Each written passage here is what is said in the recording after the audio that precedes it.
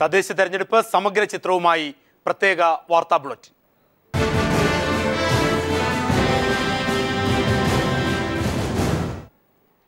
തദ്ദേശ തെരഞ്ഞെടുപ്പിൽ 1987 മികച്ച വിജയം LDF ആവർത്തിക്കുമെന്ന് CPIM സംസ്ഥാന സെക്രട്ടറി കോടിയേരി ബാലകൃഷ്ണൻ. 87-ൽ SNDP, NSS, ധീവരസഭ തുടങ്ങിയവരെല്ലാം എതിർപക്ഷത്തായിരുന്നു. അതിന് സമാനമായ സാഹചര്യമാണ് നിലവിലുള്ളതെന്നും അത് LDF അതിജീവിക്കുമെന്നും കോടിയേരി ബാലകൃഷ്ണൻ പറഞ്ഞു. 1987 തെരഞ്ഞെടുപ്പിൽ ഈ കേരളം ഇടതുപക്ഷത്തിന്റെ കൂടെ നിന്നു. അന്ന് നമ്മുടെ കൂടെ അധികം പാർട്ടികളൊന്നും ഉണ്ടായിരുന്നില്ല. എന്നാൽ ജനങ്ങൾ ഇടതുപക്ഷം മുന്നോട്ട് വെച്ച രാഷ്ട്രീയ നയത്തെ പിന്താങ്ങി. അതാണ് 87-ൽ ഇടതുപക്ഷം ജയിക്കില്ല എന്ന് പ്രഖ്യാപിച്ച തെരഞ്ഞെടുപ്പിൽ ഇടതുപക്ഷം ജയിച്ചു. അതിന് സമാനമായ ഒരു സാഹചര്യമാണ് കേരളത്തിൽ രൂപംകൊണ്ടുവരുന്നത്.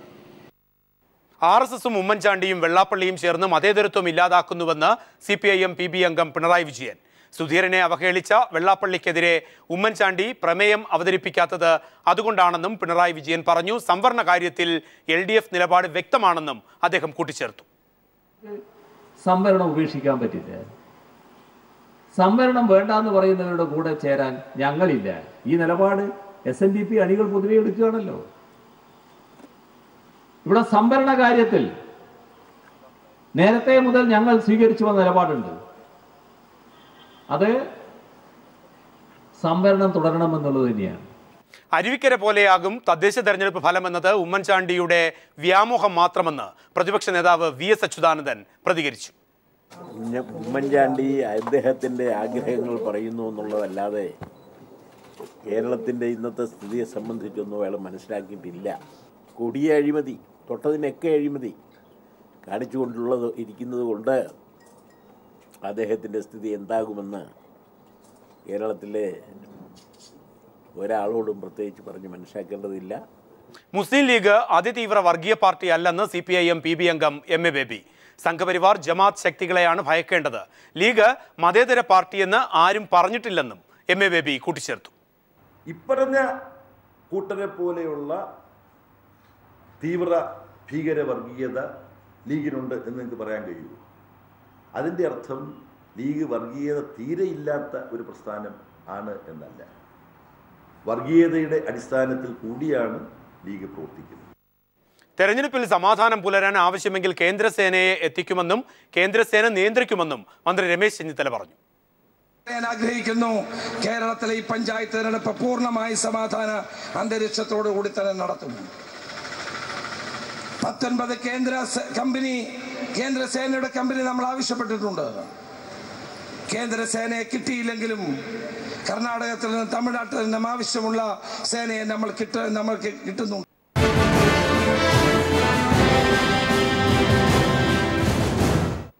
തദ്ദേശ തെരഞ്ഞെടുപ്പ് രംഗം ആവേശത്തിലായതോടെ പ്രചാരണ രംഗത്ത് മുൻകൈ നേടാനുള്ള തീവ്ര ശ്രമത്തിലാണ് മുന്നണികളും പാർട്ടികളും. വർദ്ധിച്ച വോട്ടർമാരുടെയും സ്ഥാനാർത്ഥികളുടെയും എണ്ണം ഈ തെരഞ്ഞെടുപ്പിന്റെ പ്രത്യേകതയും. വോട്ടെടുപ്പിന് ഇനി ദിവസങ്ങൾ മാത്രം അവശേഷിക്കെ അതിശക്തമായ പ്രചരണവുമായാണ് മുന്നണികൾ മുന്നോട്ടു പോകുന്നത്. 5 ലക്ഷത്തിലധികം വരുന്ന പുതിയ വോട്ടർമാരുടെ മനസ്സ് എവിടെയെന്നത് ഓരോ മുന്നണിയെയും കുഴയ്ക്കുന്ന കാര്യമാണ്. പരമ്പരാഗത പ്രചരണ രീതികൾക്കൊപ്പം നവമാധ്യമങ്ങളെ കൂട്ടുപിടിച്ച് പുതിയ വോട്ടർമാരെ ലക്ഷ്യമിട്ടുള്ള പ്രചരണ രീതികളും ശക്തമാണ്. ഭരണപരാജയവും വികസന മുരടിപ്പും വിലക്കയറ്റവും വർഗീയത അടക്കമുള്ളവയും ഇടതുപക്ഷം ഉയർത്തിക്കാട്ടുമ്പോൾ ഭരണ നേട്ടങ്ങളുമായാണ് UDF ജനങ്ങളെ കാണുന്നത്. ഇരുമുന്നണികളുടെയും പോരായ്മകൾ ചൂണ്ടിക്കാട്ടി പുതിയ സഖ്യ സാധ്യതകൾ തേടിയാണ് BJP മുന്നോട്ടു പോകുന്നത്. പതിവ് പോലെ സ്ഥാനാർത്ഥികളെ നിശ്ചയിക്കുന്നതിൽ മുന്നിൽ നിന്ന LDF പ്രചാരണ രംഗത്തും ഏറെ മുന്നിലാണ്. ഉടൻ തന്നെ LDFനൊപ്പം എത്തുമെന്ന് UDF ക്യാമ്പുകൾ വ്യക്തമാക്കുന്നു. വിമതരെ പിൻവലിപ്പിക്കാനുള്ള തീവ്ര ശ്രമത്തിലാണ് UDF ക്യാമ്പ്. വോട്ടർമാരുടെ എണ്ണത്തിൽ 5 ലക്ഷത്തിലധികം വർധനയുണ്ടായപ്പോൾ സ്ഥാനാർത്ഥികളുടെ എണ്ണത്തിലും വർധനയുണ്ടായി. 2010-നേക്കാൾ 4634 സ്ഥാനാർത്ഥികൾ ഇക്കുറി കൂടുതലാണ്. വനിതാ സ്ഥാനാർത്ഥികളുടെ എണ്ണത്തിലും വർധനവുണ്ടായി. 38,268 സ്ത്രീകളാണ് ഇത്തവണ മത്സര രംഗത്തുള്ളത്. 21,595 വാർഡുകളിലായി ആകെ 75,549 സ്ഥാനാർത്ഥികളാണ് ജനവിധി തേടുന്നത്. 2010-ൽ ഇത് 70,915 ആയിരുന്നു. Election desk.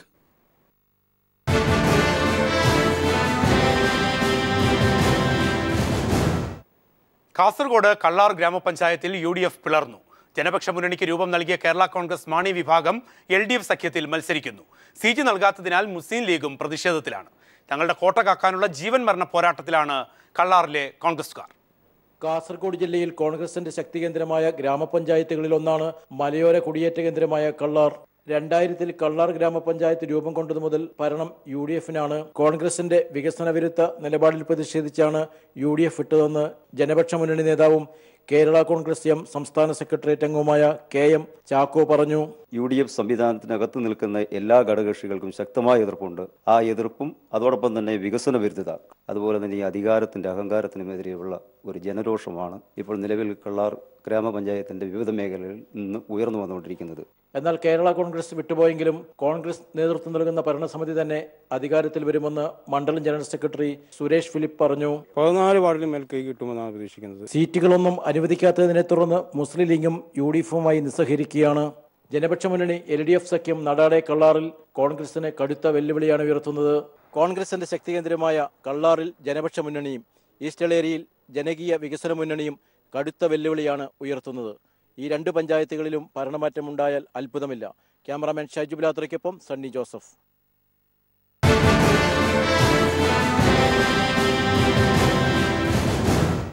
തിരുവനന്തപുരത്ത് കോൺഗ്രസ് സ്ഥാനാർത്ഥിയെ BJP ഭീഷണിപ്പെടുത്തിയതായി പരാതി.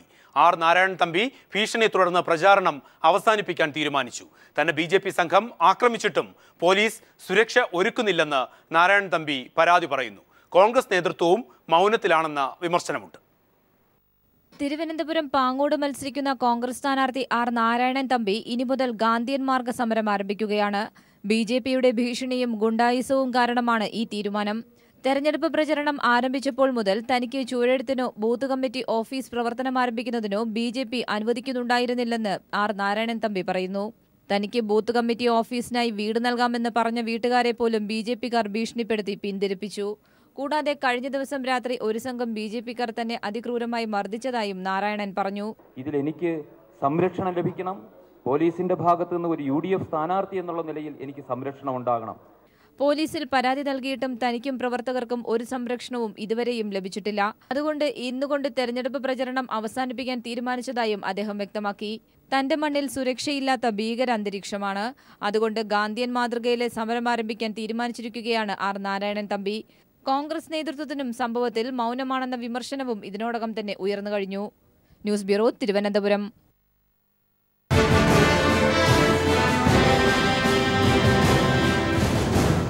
തെങ്ങും നെല്ലും പ്ലാവും പദ്ധതിയുമായി ആം ആദ്മി പാർട്ടി തെരഞ്ഞെടുപ്പ് പത്രിക പുറത്തിറക്കി. അഴിമതിരഹിത ഭരണം, മാലിന്യ നിർമ്മാർജ്ജനം തുടങ്ങി പതിവ് നിർദ്ദേശങ്ങളും ഉൾപ്പെടുന്നതാണ് പ്രകടന പത്രിക. തെങ്ങിനെയും പ്ലാവിനെയും സാമ്പത്തിക വ്യവസ്ഥിതിയുടെ ഭാഗമാക്കുകയാണ് ആപ്പിന്റെ ലക്ഷ്യം. ഇവയുടെ ഉൽപ്പന്ന വൈവിധ്യങ്ങൾ സാമ്പത്തിക ഭക്ഷ്യമേഖലയ്ക്ക് താങ്ങാകുമെന്നും ആപ്പ് കണക്കുകൂട്ടുന്നു. ഒപ്പം നെൽകൃഷി പ്രോത്സാഹനവും ലക്ഷ്യമാക്കുന്നുണ്ട്. ഉദ്യോഗസ്ഥ തലത്തിലുള്ള അഴിമതി അവസാനിപ്പിക്കുമെന്നും കുടിവെള്ളം ജനങ്ങളുടെ അവകാശമാക്കുമെന്നും പ്രകടന പത്രിക അവതരിപ്പിച്ച സംസ്ഥാന കൺവീനർ സാറ ജോസഫ് പറഞ്ഞു. ആം ആദ്മി പാർട്ടി മുന്നോട്ട് വയ്ക്കുന്ന ഒരു സംഗതി അഴിമതി ഇല്ലാത്ത ത്രിതല പഞ്ചായത്തുകളും കോർപ്പറേഷനുകളും മുനിസിപ്പാലിറ്റികളും എന്നുള്ളതാണ്. അതിന് തീർച്ചയായിട്ടും നമുക്കറിയാം, ഇത്ര ചെറിയ ഒരു പങ്കാളിത്തം കൊണ്ട് നമുക്ക് നടപ്പിൽ വരുത്താൻ കഴിയുന്ന കാര്യം അല്ല. പക്ഷേ എല്ലായ്പ്പോഴും ചോദ്യം ചെയ്യാൻ കഴിയുന്ന വിധത്തിൽ ആം ആദ്മി പാർട്ടിയുടെ ജനപ്രതിനിധികൾ ഈ സംവിധാനങ്ങൾക്കകത്ത് ഉണ്ടായിരിക്കുക എന്നുള്ളത് വളരെ പ്രധാനപ്പെട്ട ഒരു കാര്യമാണ്. പഞ്ചായത്തിന്റെ വികസന പദ്ധതികൾ ജനങ്ങളുടെ തീരുമാനത്തിൽ അധിഷ്ഠിതമായിരിക്കും. ക്വാറികളുടെ പ്രവർത്തനാനുമതിയും ജനങ്ങൾക്ക് വിടും. ഹെൽത്ത് സെന്ററുകൾ, അംഗനവാടികൾ എന്നിവയുടെ പ്രവർത്തനം കാര്യക്ഷമമാക്കുമെന്നും പ്രകടന പത്രിക ഉറപ്പു നൽകുന്നുണ്ട്. News bureau, Kochi.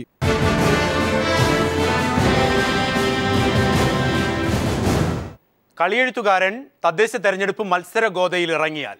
കോഴിക്കോട് നിന്നും വിനീഷ വൃന്ദാവന്റെ റിപ്പോർട്ടിലേക്ക്. പച്ചപ്പുൽ മൈതാനത്ത് ബൂട്ട് കെട്ടി കാൽപന്ത് മത്സരത്തിനിറങ്ങിയ അതേ ആവേശമാണ് കാലങ്ങൾക്കിപ്പുറം തിരഞ്ഞെടുപ്പ് മത്സര രംഗത്തേക്ക് ഇറങ്ങുമ്പോഴും ഭാസി മലാപ്പറമ്പിന്. കളിയെഴുത്തിലൂടെ കായിക പ്രേമികളുടെ മനസ്സു കീഴടക്കാനായതിന്റെ ആത്മവിശ്വാസവും വോട്ടഭ്യർത്ഥിച്ച് ജനങ്ങൾക്കിടയിലെത്തുമ്പോൾ മുതൽക്കൂട്ടാകുമെന്നുറപ്പ്. കോഴിക്കോട് കോർപ്പറേഷൻ പാറോപ്പടി ഡിവിഷനിലാണ് മലാപ്പറമ്പത്തുകാരുടെ സ്വന്തം ഭാസിയേട്ടൻ ജനവിധി തേടുന്നത്. മുൻ ഫുട്ബോളറും ലോകോത്തര കളിയെഴുത്തുകാരനുമായതിനാൽ തന്നെ ഫുട്ബോൾ ചിഹ്നത്തിലാണ് മത്സരം. തിരഞ്ഞെടുപ്പ് പ്രതീക്ഷകളെ കുറിച്ച് ഭാസി മലാപ്പറമ്പ്. ജനങ്ങളുടെ കൂടെയാണ് ഇതുവരെ ജീവിച്ചത്. അപ്പോൾ LDF മുഖ്യ കക്ഷിയായിട്ടുള്ള പാർട്ടികളെല്ലാം പ്രതിനിധികൾ എന്നോട് സജസ്റ്റ് ചെയ്തു, ഞാൻ ജനങ്ങളുടെ പ്രതിനിധിയായിട്ട് കൂടി നഗരസഭയിലെത്തണം. കോഴിക്കോടിന്റെ വിവിധ വികസന പ്രവൃത്തികളിൽ പൊതുമരാമത്ത് വകുപ്പിൽ എഞ്ചിനീയർ പദവിയിലിരിക്കെ പങ്കാളിയാകാൻ കഴിഞ്ഞതിന്റെ അനുഭവ സമ്പത്താണ് നഗരസഭാ കൗൺസിലർ സ്ഥാനത്തേക്ക് മത്സരിക്കുമ്പോൾ ഭാസി മലാപ്പറമ്പിന് ആവേശം നൽകുന്നത്. UDFന്റെ മേയർ സ്ഥാനാർത്ഥിയെ പരിഗണിക്കുന്ന PM സുരേഷ് ബാബുവിനെയാണ് മത്സരകളത്തിൽ ഭാസി നേരിടുന്നത്. News bureau, Kozhikode.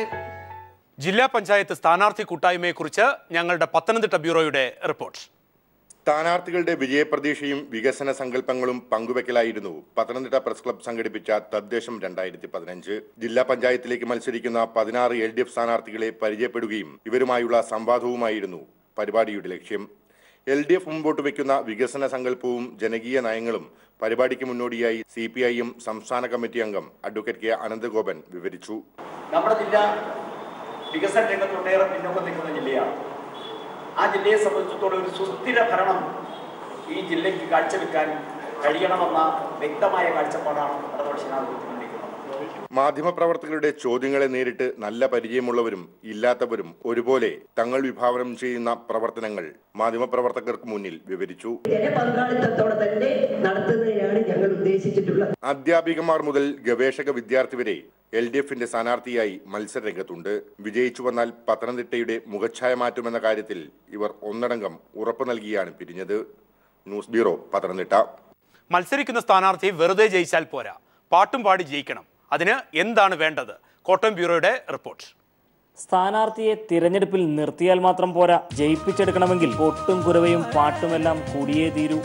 ഇതുപോലെ ഇന്ന് 5ാം വാർഡിൽ തേരുതെളിക്കാൻ LDF അഭിമാന പുരസ്സരം കാഴ്ചവെക്കും സ്ഥാനാർത്ഥി. ഇന്ന് നിങ്ങളുടെ മുന്നിൽ ഞാൻ വരുന്നു സാരഥിയായി, ദീന എബ്രഹാം സാരഥി.